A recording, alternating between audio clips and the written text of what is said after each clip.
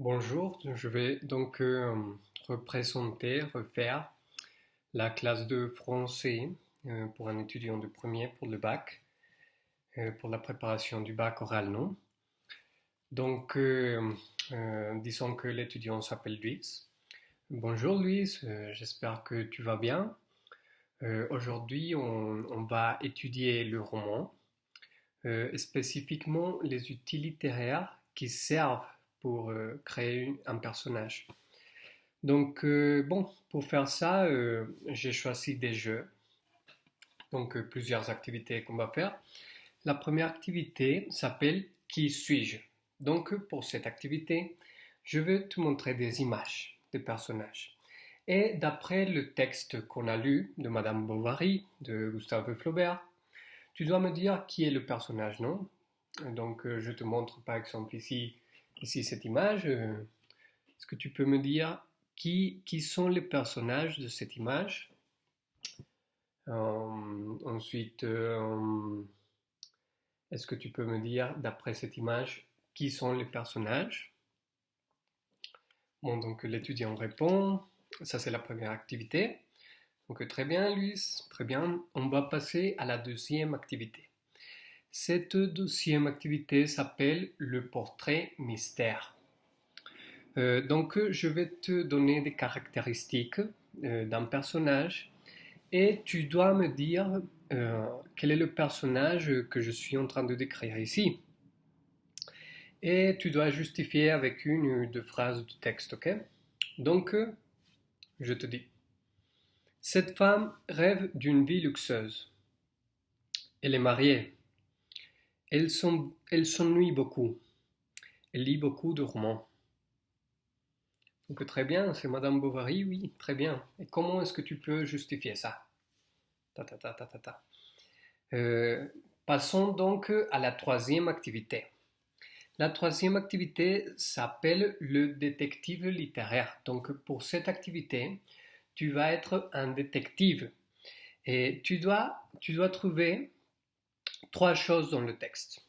Une émotion, un trait de caractère et la phrase qui justifie chacun d'eux. Ok?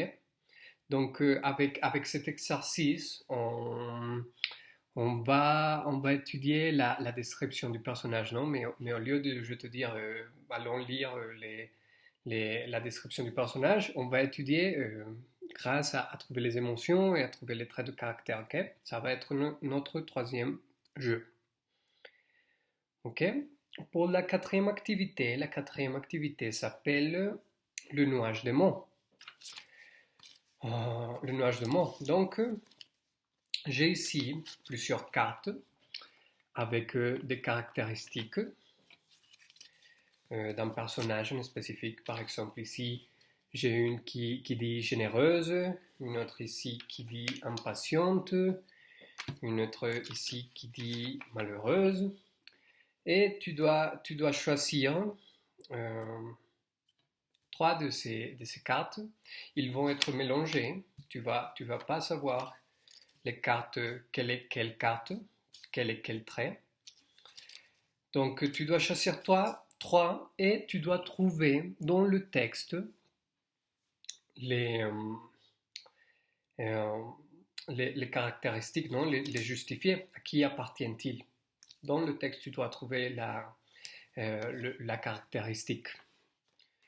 Et ça, c'est notre quatrième activité. Ok?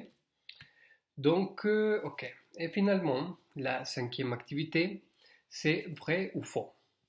Donc, je vais te dire des affirmations et tu vas me dire si c'est vrai ou si c'est faux. Donc, la première, Emma est heureuse avec sa vie. C'est vrai ou c'est faux? La deuxième, Emma adore la campagne. C'est vrai ou c'est faux? Et la troisième, Emma rêve d'une autre vie. C'est vrai ou c'est faux? Ok, génial. Génial, génial. Finalement, la dernière activité, ça va être une activité qui va t'entraîner beaucoup pour ton examen. Tu vas être l'avocat d'Emma Bovary et tu dois convaincre le jury qu'elle n'est pas responsable de ses choix. Ok?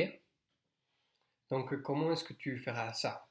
Moi, je vais être le jury et toi, tu dois me convaincre qu'elle n'est pas responsable de ce qu'elle a fait. Ok?